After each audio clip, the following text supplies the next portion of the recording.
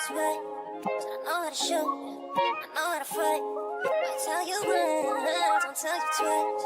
And I'm real discreet, the thief in the night. Yeah. If I call you once, I know how to escape. So I know how to shoot, I know how to fight. I tell you once, I'll tell you twice. And I'm real discreet, the thief in the night. Thief in the night. If I call you once, I know how to escape. So I know how to shoot, I know how to fight. I tell you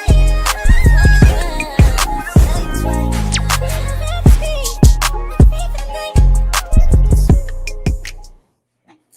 All right, YouTube, what's the big old deal, man? It's y'all favorite hood partner, Big Nina boy. We back with another one and another one on my mama's son, man. So, yeah, man. So, it looked like Luce Cannon daddy did hit the waves, man. People saying, they judging Luce Cannon by his father's past, man. Let me say this though, man. Before we get into the reaction, man, I gotta keep it thorough with everybody, man, right? Catch this game though, man. If you lost them and you found peace, you done won already, bro. It's so much chaos in this world today, man. You understand me? It's so much chaos in this world. So whatever you lost, and if you found peace after you lost that, man, you Gucci, man. Some people will never clap for you when you winning. You know what I'm saying? They never go clap for you when you winning, but they be all in your business though, man. When you doing bad, man. We living in a world where these won't even help lift a finger to help build your infrastructure. But once you build it, everybody want to walk in that door and won't get in free. You know how this game go, man. So don't trust nobody. Pay attention to the people who say that bush out of anger, man, because they've been dying to tell y'all that shit, man. You got to pick up the signs. You got to realize that everybody ain't solid, gang. So let's get into this reaction. We got Luce Cannon's father who faces death row. Who been on death row since 1996. God damn, boy, that 1996, 1990. Shit, nigga, they had the box in 1999. You had to call up, New Edition and shit. Nigga, I remember them days, boy. That the phone booth, the pager. You know what I'm saying? That government cheese, man. So let's get into this content, man. 5, 4, 3, 2, 1. Let go. You can keep the shit straight hood because you know goodness well me nigga blued up 6 on my hat and blue laces, blue everything. Dude is just like his daddy. This dude Luce Cannon. Answer this question for Scandalous TV. He said Rose said my daddy's a rat, right? I seen my daddy 3 times my whole life. And it was in San Quentin prison, right? If Cuz is a rat and there's paperwork on Cuz is a rat and all Cuz. Dead homie. Man, I'm going to say this, man. Man, Luce, man, that nigga crazy, boy. I wouldn't even prove to the world what I would do because of what my daddy did. That was his life, his past, man. I really feel like, we living in a time where, we got people judging people's, integrity and all that shit, and these niggas ain't never been in that position. I don't care what that nigga father done. You know what I'm saying? If he all bad, he all bad. But it's not, as a bloodline, yeah, nigga, he all bad. But it ain't to talk about you or smoke him and all that. I ain't feeling that, Luce. You talking about you, that's nasty work, bro. And nigga said, I smoke Cuz on 6-0. So I smoked his ass. God damn, nigga. Yeah, my dad. Nigga, you know not to snitch, Pop. You gotta go, nigga. You know what I'm saying? God damn, man. Shit, man. But let me just tell you how it is, gang. Catch it though, right? Tough Time show you who your real friends is. Right now, them dudes are sitting up in jail, and Tough Times is showing them who really they real friends. I know Brick Baby probably looking at them, nigga. Adam ain't looking out for me over there. You know what I'm saying? Adam, nigga, I done ran it up with you, nigga. You told me you was gonna be silent. A lot of people will fold on you when you go to jail. I don't let nobody tell you no different. Right or wrong or indifferent, man. When you silent, you gonna ride with them, right or wrong or indifferent. If they not riding with you behind bars, then that's your motherfucking ass, Jack. Let's go.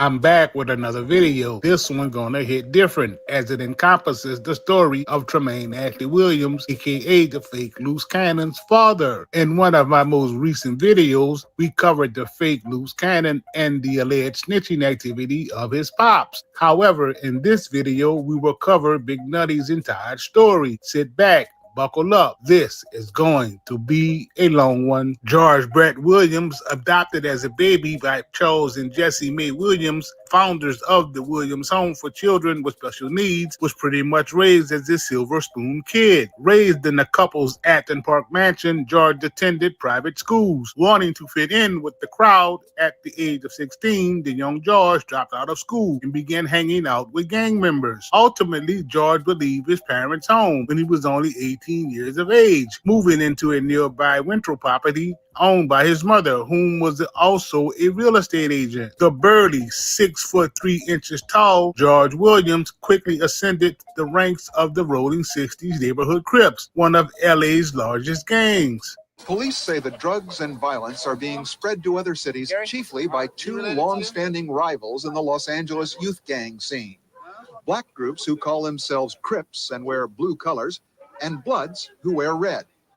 If you have a 700 plus credit score, you qualify for Chase's new program where you can access up to It wouldn't be long before George will become well known as Big Nutty. To other members, Nutty was not at all a classic gang member. He was extremely articulate, intelligent, and a very manipulative young man, which may explain why he was able to rise in the hierarchy of the 60s so quickly. Nutty made bread and earned respect on the streets as a drug and gun dealer who drove a flashy black BMW. Known around town as a high roller, George often times stayed in Las Vegas hotels for free. Over the years, it was alleged that Nutty assaulted several people, supplied the guns used in the 1983 murders of a mother and her 16-year-old son, beat a woman and father, and shot at a police officer who was taking a burglary report. It's a dirty world, but it still spins. Nutty, who initially denied any involvement in the crimes, offered to testify against his homies. During trial, several witnesses came forward to report that Nutty had offered them money to testify on his behalf. Other witnesses would testify that they had been threatened. After the jury returned his verdict, Nutty's wife Monique received permission from the judge to give her husband a new pair of shoes. This, however, was an attempt at smuggling drugs into the prison. Nutty's wife was quickly arrested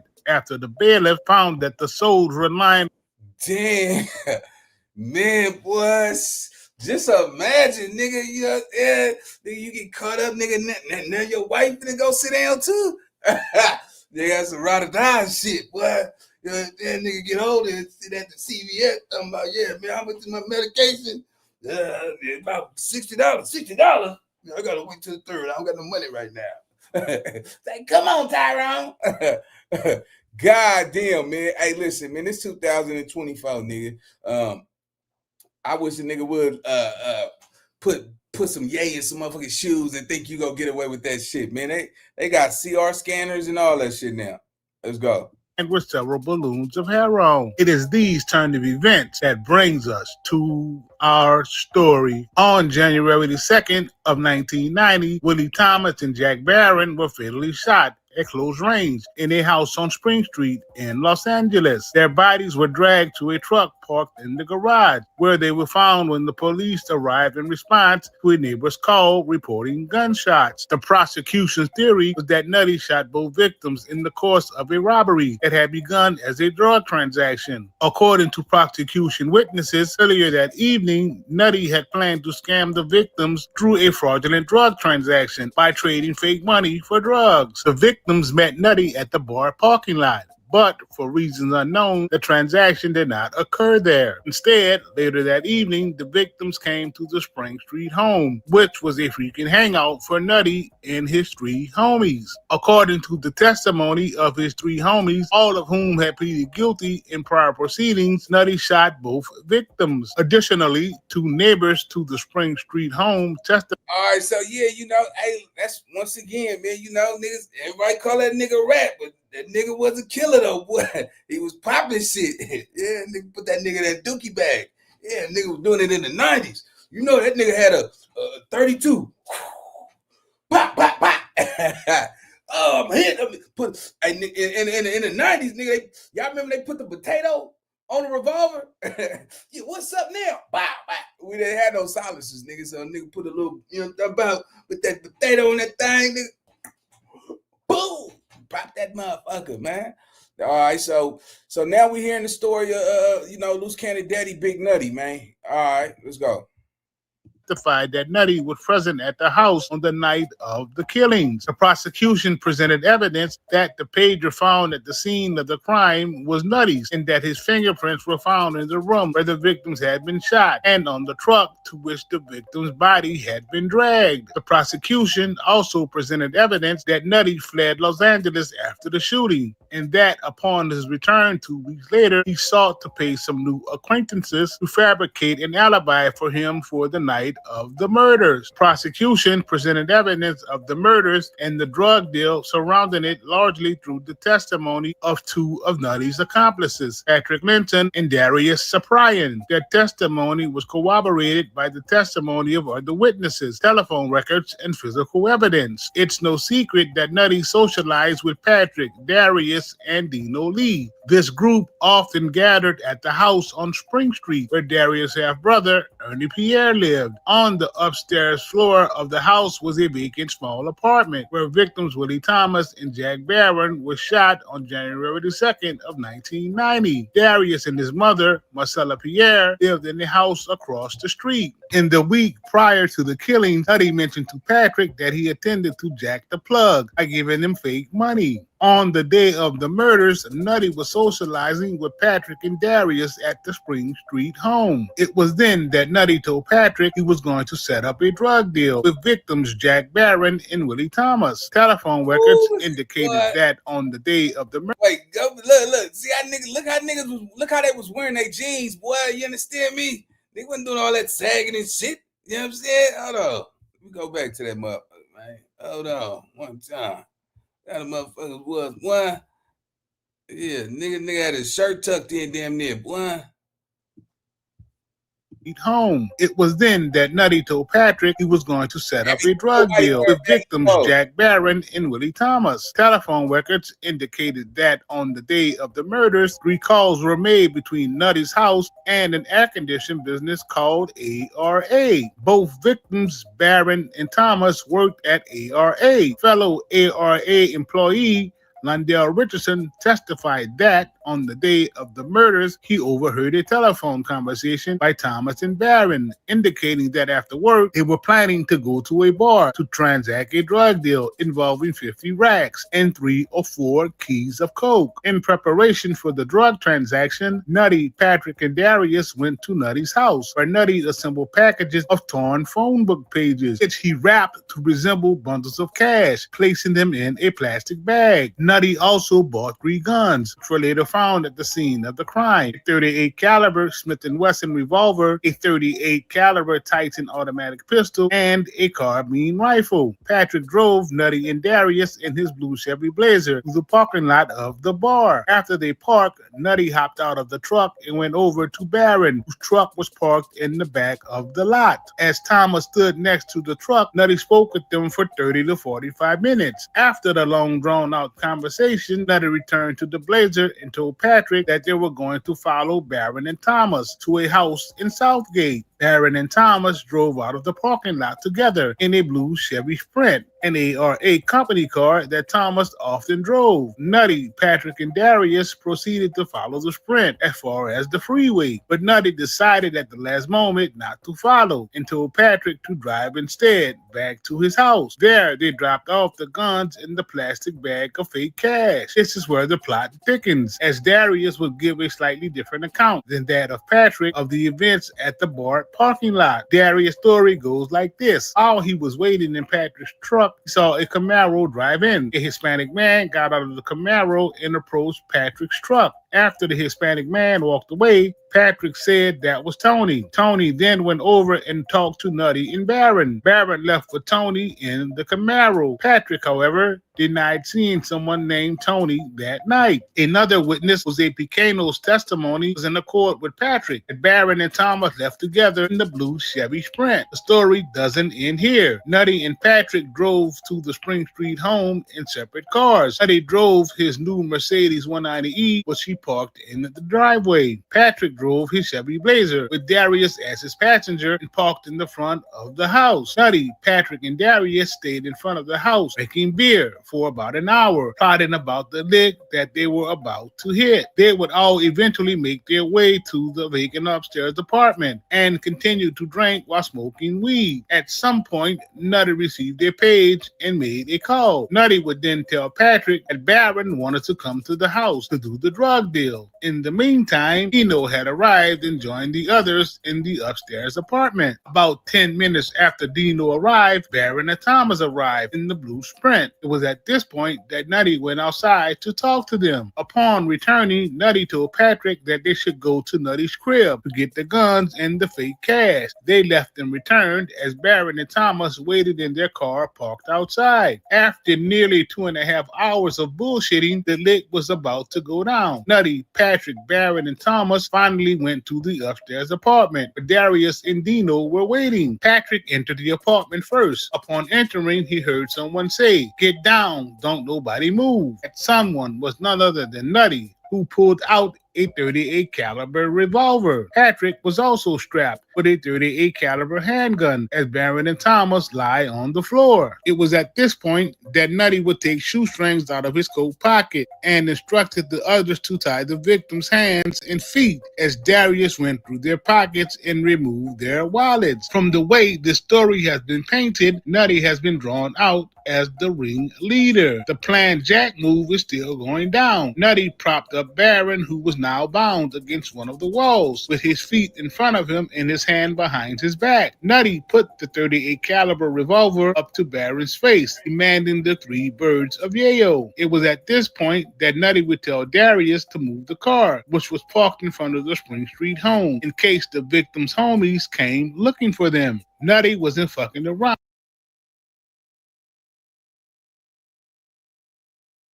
All right, let's go. It's not working. So he tells Luce Cannon's father, George Brett Williams, there's no dial tone. So Luce's his dad is holding a gun to his chest, and he kneels down to get the phone. And according to everybody's testimony, because he had no reason he accidentally shoots him in the chest, fuels him. Immediately he realizes, well, no point in leaving this other guy alive. So he goes and pops the other guy, and he tells the co-defendants, it was a mistake. I accidentally killed the man, so I shot the other guy too. So a pretty heinous crime. This was coming just in the months right after the Rodney King verdict and the riot or uprising or civil unrest, whatever you want to call it. So it was a very charged atmosphere. So this was the defense of the prosecution for them removing 5 of the 6 black women from the jury was coming on the heels of the Rodney King case. They felt that black women would not give the death penalty to a black male defendant. And in 2013, the Supreme Court said, oh, well. So that's an interesting side note. So his dad's case is, important legally. It actually made it to the Supreme Court. So Luce Cannon's father is also this behavior we see of Luce Cannon. He's still on the phone, probably making up stories about fighting Brick, maybe like just seeking up attention and notoriety, even while something serious is going on. His bond was denied. They actually had handwritten notes in his detention hearing pointing out that, hey, this guy, what he's charged with is witness intimidation, extortion. As he would tell Barron to call his homies on the phone and tell them that all of the money was there, warning him not to speak Spanish. Kneeling and holding his gun, Nutty dialed the phone and held the receiver up to Barron's ear. Barron, scared for his life, told Nutty that the phone was not making a connection. 3 signs your car accident is worth major compensation. If you've been in a car accident recently, Still holding his gun, Nutty brought the phone down and started redialing the number. As Nutty was dialing, his gun discharged, shooting Barron in the chest. Nutty then got up off his knees, walked over to Thomas, who was lying bound on the floor across the room, and shot him twice in the head. Nutty then walked back over to Barron and shot him in the head once. After the shootings, Nutty, Patrick, and Dino went to the backyard. They waited for Darius to return from moving the victim's car. Having no idea what to do next, Nutty proposed moving the bodies. Patrick moved the Blazer from the street into the garage of the Spring Street home, closing the garage doors behind him. All 4 of them worked to move the dead bodies of Barron and Thomas into the back of the Blazer. In a poor attempt at getting rid of evidence, Darius unsuccessfully attempted to clean up some of the blood on the garage floor by throwing a bucket of water on it. Anxious to make a move, Nutty and the others were ready to drive off with the bodies, but out of nowhere, Dino yelled out a warning that the police were coming. About 20 to 30 minutes had elapsed between the shootings and the arrival of the police. Nutty and the 3 others fled, leaving the Blazer with the victims' bodies in the back seat, where police would discover them. George Brad Williams, aka Nutty, was convicted of the 1990 slayings of 2 Los Angeles men who were to sell him several bricks of yayo, per Deputy District Attorney Kevin McCormick. He was scheduled to be sentenced by Judge Madge Wakai in Compton. The District Attorney's Office sought the death penalty because George Williams had been involved in violent incidents since he was a teen. For the most part, you can look at the history. Dang, that's, you know what's so crazy though, that was probably one of my fears though, man. I never want to be in jail with my pops either, nigga. That's not an accomplishment. I don't care how you cut that though, right? You got a lot of young dudes out here that's thinking that's suave. Ain't nothing suave about being in jail, you know what I'm saying, with your daddy in jail at the same time. It's like, damn, nigga, you know, and did none of us make it? They got you too? God damn, I thought that motherfucker, God, man, take your ass body. I wanted to go to Ohio and shit. You know, damn, they got both of us, son. They got us. Damn, man, hey, I wanted more for you, you little nigga. You know what I'm talking about? That's why I stayed away. Hey, don't give me that shit. I gave you my family. That's all right. That's all right with you. Damn, boy. Damn, they got both of us. Damn, boy. Yeah. Nah, but free Luce Cannon, man. Little jokey joke, nigga. Don't give me that shit. Damn, they got both of us. God dang, man. You know, growing up in the 90s, though, man, that was a crucial time, man. That was a crucial time. You know, the fathers wasn't in the home. You know what I'm saying? You know what really happened, though? You know what really happened? I'm gonna tell y'all what really happened. Caller ID. Yeah, nigga. Motherfucker. Caller ID hit. That's why she remember you, motherfucker. She was like, baby, you love me. He's like, yeah, baby, I love you. Yeah, Keisha. Keisha. I don't know no motherfucker Keisha. Who's Keisha calling? I got this new thing called caller ID. Let's call this number. Oh, what? Caller ID. Call that motherfucker. Hello? Who is this? This is Keisha. Who you looking for? Marcellus. What you want, my baby? Oh, I'm over here pregnant with his baby too. Oh shit. So you got a whole nother family, nigga? Yeah, that's all right. Get your shit, get up out. Call ID did that shit to you. Don't give me that shit. I know what. Niggas playing that R. Kelly, bumping grind and all that little sex music and shit they was playing. Hell yeah. Niggas was splashing fast. Hey, this one they had a fur burger. You remember when women had like hair on that motherfucker? They had a little fur burger and shit. Nigga be hitting that shit. Nigga was catching little things that be running between his hair. And shit. Oh, that bitch gave me them grips. Yeah, motherfucker, that bitch, she been fucking. That's how you knew she was out there being promiscuous. Let's go. Let's go. Of a gang member and figure out what happened. where things went wrong. However, for George Williams, this was not the case. George came from a very wealthy family, had a loving mother and father, and was given every possible opportunity to succeed in life. George's attorney, Ronald Lemieux, stated in court that he intended to file a motion for a new trial. Authorities said that in January of 1990, George Williams and 3 other gang members planned to steal drugs from Jack Barron and Willie Thomas. According to the DA, George and his partners cut up pages from a telephone book, wrapping them in paper bags that they were going to pass off as bundles of cash. During trial, witnesses testified that George's gun accidentally went off, striking one of the victims in the chest. Afraid that any survivors would testify, George allegedly shot both men point blank in the head. Then thereafter, George and his... So wait, how much work was that? I'm confused. Let me find out nigga out here killing shit for nigga $3,000. nigga, bow. Nigga pull out that revolver.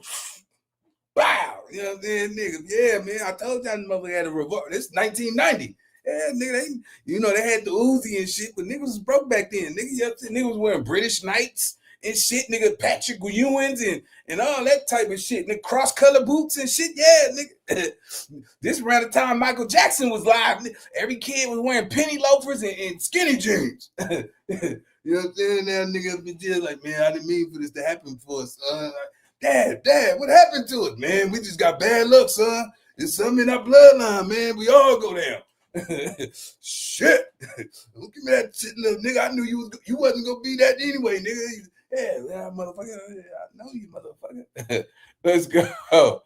His homies robbed the dead men and stole their car. George's homies are serving life sentences for their roles in the shooting. In 1991, a Los Angeles County jury found George Brett Williams, aka Big Nutty, guilty of 2 first-degree murders and found true the special circumstance allegations of multiple murders, and that the murders were committed while Nutty was engaged in the commission or attempted commission of a robbery. The jury further found Nutty guilty of 2 counts of second-degree robbery and found true that Nutty personally used a firearm in the commission of the felony offenses. After the penalty phase, the jury returned a verdict of death. Trial court denied Nutty's motion for a new trial and for modification of the penalty and sentenced him to death. Despite Nutty being convicted and as being the mastermind and orchestrator of this double murder, could it all just be karma? Although Nutty was sentenced to death, the streets of LA would tell a different story, one that consists of set hopping and snitching. According to actual Rolling 60 members, Nutty was only part of the gang for a very short time, 5 to 6 months. And let's just say this, because y'all got to understand, we looking at the internet era, right? Catch this game, man. We hear somebody say something and then everybody take it as face value, right? But I just find it ironic. Nigga, you mean to tell me you snitched and still got the death penalty? Shit, what the fuck you do that for then, nigga? What the fuck? You mean, wait, you told and got the death penalty. Oh, shit, boy, that's some shit. God didn't like your motherfucking ass, did he? They come over there on that other side, nigga, you still going down. Nah, fuck that nigga life. Fuck you mean, like, man, I just told you everything, man. That was right early in them. Fuck all that, man. I told JP and them nigga that I didn't mean to do it though. I'm telling you right now, I didn't mean to do it. nigga told on the nigga and got a death penalty. nigga, the gas chamber. That nigga sitting over there on death row, nigga. And I knew I shouldn't tell nobody, man. I should have kept it to myself. God damn, nigga. Motherfucker go tell and get the death penalty. God damn, boy, God ain't on your side, boy. Ooh, sometimes God just don't like niggas. I ain't gonna lie, nigga. Yeah, you thought you was doing the right thing, didn't you? You thought you was doing the right thing, didn't you? Got that motherfucker in that upper room, nigga. That upper room. That's it. That's all right there. To be exact, before he snitched on damn near the entire hood. Word on the streets is that Nutty is the most legendary snitch in the history of the 60s. In fact, before being put on, members are given a briefing about Nutty, as well as given a strict warning not to be like him. Daddy got put on. Daddy was from the hood like 5 months.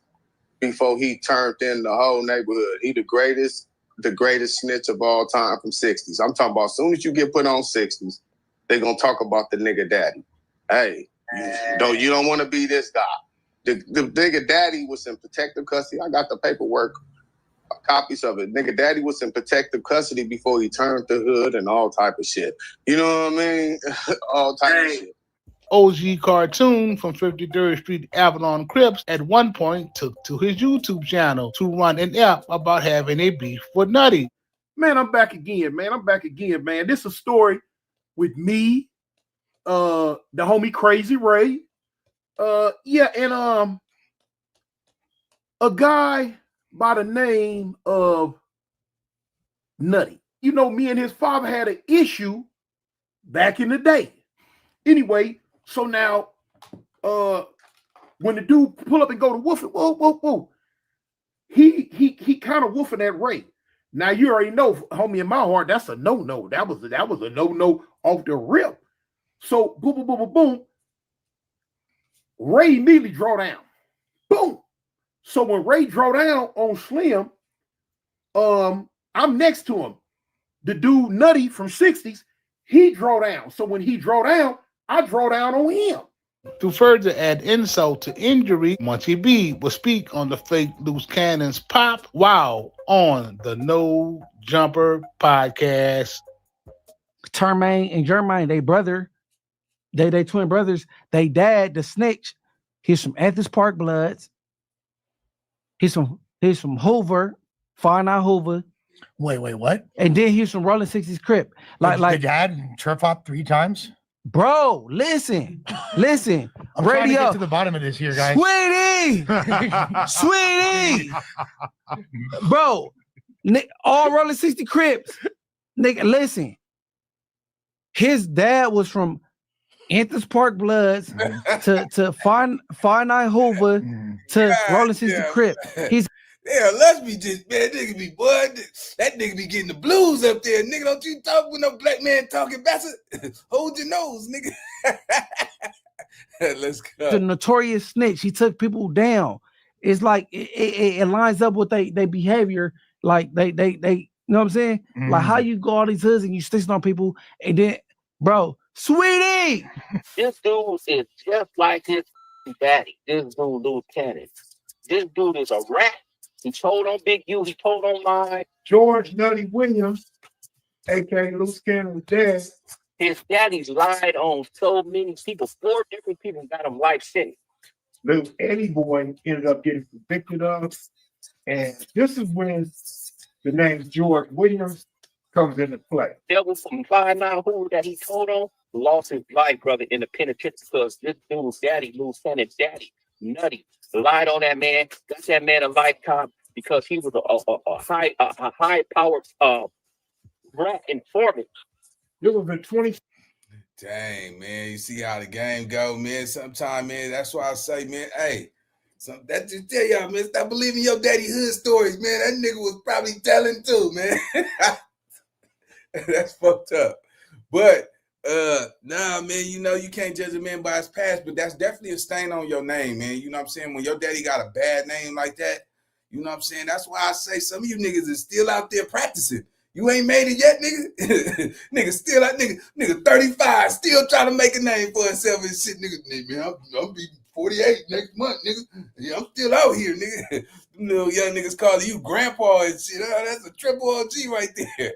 Oh, shit, that's crazy, man. But look, man, shout out to everybody put up to the live, man. You know, I'm getting late to it today. I had a lot of shit I had to get to. But, we're going to be back cracking tomorrow, man. But thanks for everybody. Make sure y'all hit the like, comment, subscribe. Follow me on Instagram at NinaBoy_TV, and I'm going to see you on the next video. Let's go. I know how to shoot, I know how to fight. I tell you once, don't tell you twice. I'm real discreet, the thief in the night. If I call you